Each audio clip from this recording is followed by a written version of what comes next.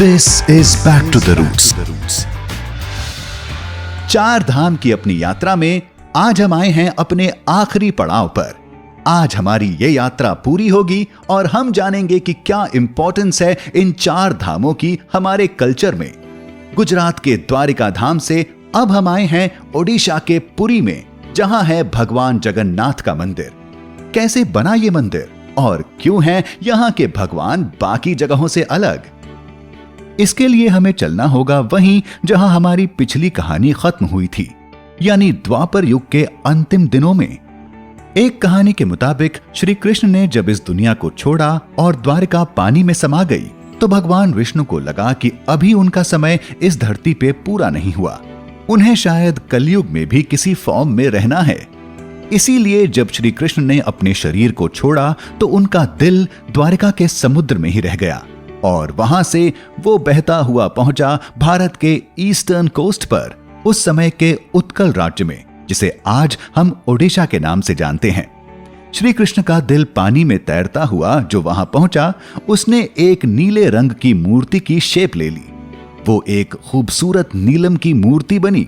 नीलम, जिसे हम blue sapphire के नाम से भी जानते हैं। उस जगह पर एक ट्राइबल कम्युनिटी रहती थी जिन्हें सबर कहते थे। इसी सबर कम्युनिटी के राजा थे विश्ववसु, जिन्हें वो मूर्ति मिली और उसे उन्होंने पास ही में नील पर्वत पर एक गुफा में रख दिया और इसका नाम पड़ा नील माधव। नील मतलब ब्लू और माधव श्री कृष्ण के कई नामों में से एक है। अब विश्ववसु रोज उनकी पूजा करने लगा, पर पूरे उत्कल में इस बात का पता किसी को नहीं था कि नील माधव कहां हैं। वहां के राजा थे इंद्रद्युम्न और वो भी विष्णु जी के बहुत बड़े भक्त थे। उन्हें एक रात सपने में आया कि भगवान विष्णु नील माधव के रूप में उन्हीं के राज्य में कहीं हैं। उन्होंने उस जगह का पता लगाने के लिए अपने कई ऋषियों को अलग अलग डायरेक्शंस में भेजा। उन्हीं ऋषियों में से एक थे विद्यापति। बहुत दिनों तक ढूंढने के बाद विद्यापति सबर कम्युनिटी के पास पहुंचे और विश्ववसु से मिले। वहां उन्हें विश्ववसु की बेटी से प्यार हुआ और उन्होंने उनसे शादी कर ली। कुछ दिन वहां रहने के बाद उन्हें विश्ववसु पर डाउट हुआ। हर रोज विश्ववसु चुपके से अकेले कहीं चले जाते थे। एक दिन विद्यापति ने विश्ववसु से पूछ ही लिया। उनके बहुत रिक्वेस्ट करने पर विश्ववसु मान गए और विद्यापति को आंखों पर पट्टी बांधकर उस गुफा में ले गए। लेकिन विद्यापति ने अपने पास कुछ सरसों के बीज यानी मस्टर्ड सीड्स छुपा कर रख लिए थे। पूरे रास्ते में वो बीज गिराते हुए गए।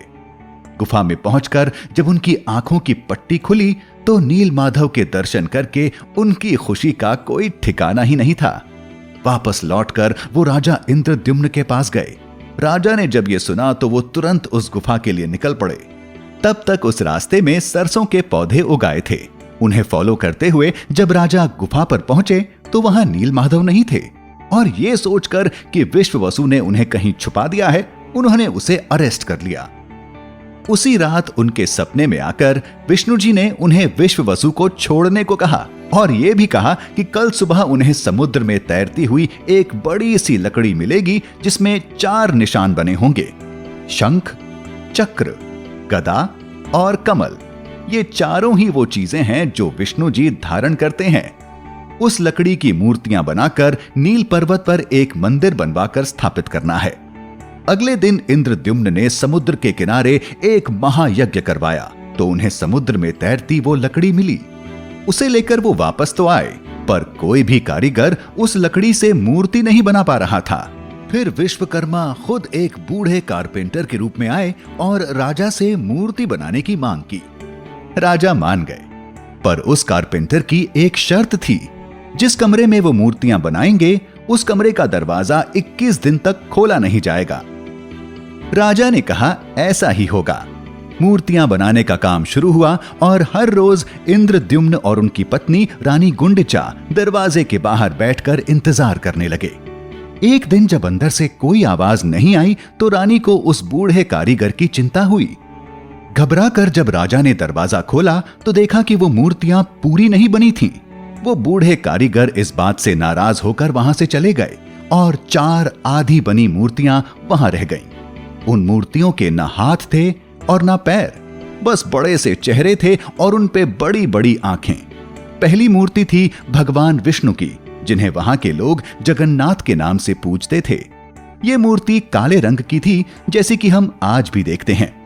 जग का मतलब ये वर्ल्ड और नाथ का मतलब लॉर्ड, तो जगन्नाथ का मतलब हुआ लॉर्ड ऑफ द वर्ल्ड। दूसरी मूर्ति थी बलभद्र, यानी जिन्हें हम श्री कृष्ण के भाई बलराम के नाम से भी जानते हैं। ये है सफेद रंग में। तीसरी मूर्ति जो है पीले रंग में, उनकी बहन सुभद्रा की, और चौथी मूर्ति थी सुदर्शन यानी सुदर्शन चक्र की।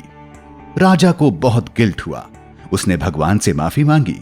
विष्णु जी ने उसे सपने में आकर कहा कि इन मूर्तियों को ऐसे ही पूजा जाएगा। हाथ नहीं है तो क्या, हम फिर भी तुम्हारी सब ऑफरिंग्स को हमेशा एक्सेप्ट करेंगे। पैर नहीं है तो क्या, अपने भक्तों के लिए हम कहीं भी जाएंगे। तो इस तरह राजा इंद्रद्युम्न ने उस जगह पर, जिसे आज हम पुरी के नाम से जानते हैं, एक मंदिर बनाया। रानी गुंडचा को जगन्नाथ, बलभद्र और सुभद्रा से इतना प्रेम था कि उन्होंने राजा से कहा कि उनके लिए एक मंदिर बनवाएं और साल में एक बार जगन्नाथ, बलभद्र और सुभद्रा को उनके पास उस मंदिर में लेकर आएं। तब से लेकर आज तक हर साल इन तीनों मूर्तियों को जगन्नाथ मंदिर से निकालकर अपने अपने रथों में बैठाकर पूरी धूमधाम से गुंडचा मंदिर लाया जाता है। एक और बात, भगवान जगन्नाथ इसलिए भी खास हैं क्योंकि ये उन गिने चुने मंदिरों में से एक है जहां आइडल्स को बाहर लाया जाता है, ताकि इस रथ यात्रा के दौरान हर कोई उनके दर्शन कर सके।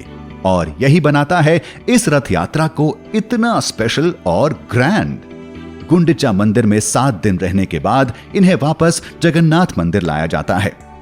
आपको पता है कि जगन्नाथ मंदिर में हर रोज दिन में 8 बार 56 भोग लगाया जाता है, और ये भोग आज तक कभी भी वेस्ट नहीं हुआ है। ये थी कहानी जगन्नाथ मंदिर की। सोचकर देखें तो ये धाम न सिर्फ स्पेशल हैं भगवान विष्णु से इनके कनेक्शन से, बल्कि इनकी यात्रा करने से हमें हमारे देश के different cultures, different traditions, different languages, different cuisines और डिफरेंट स्टोरीज के बारे में भी पता चलता है। कैसी लगी ये सीरीज आपको, हमें प्लीज बताइए। जुड़िए हमारे साथ फेसबुक और इंस्टाग्राम पर back to the roots pod के नाम से।